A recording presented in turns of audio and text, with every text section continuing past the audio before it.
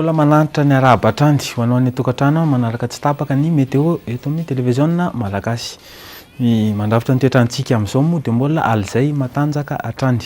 Voalohatra alizay matanjaka io dia mafy ny fitsokon'ny rivotra amin'iny morontsiraka atsinanana iny ary vokatr'izay koa dia lasa tafakatra ambony onja amin'iny tafakatra hatrany amin'ny 1 metatra mihoatra mihitsy ary. Ka tsy tokony endrika ny mpendrika amin'ireny faritra ireny fa ny mety toetrantsika rapitso dia tahak'izao izany. Ny maraina dia isorana malefaka amin'iny morontsiraka atsinanany nosy iny.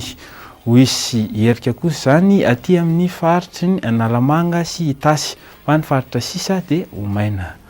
Ny tolakandro indray dia mbola ho isy orana hatrany amin'iny morontsiraka atsinanany nosy iny ary mbola ho isy herika hatrany aty amin'ny faritra Analamanga sy Itasy fa somary andrahona kosa ny faritra andrefan'ny nosy iny. Faritra sisa zany dia ho maina ny andro.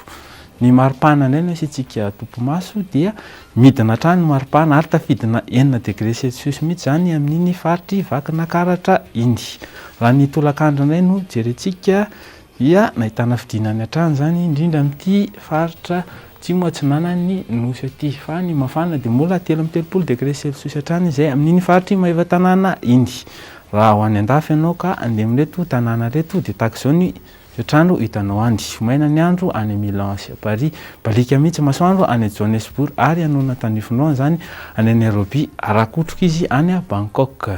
Ny toetrandro amin'ireny nosy rahavavy ireny indray dia maina ny andro any Port Louis, Seychelles, anona tanifinao any Saint-Denis ary ho arakotroka zany any Comores. Dia mametraka ny mandram-pionana indray veloma tompoko.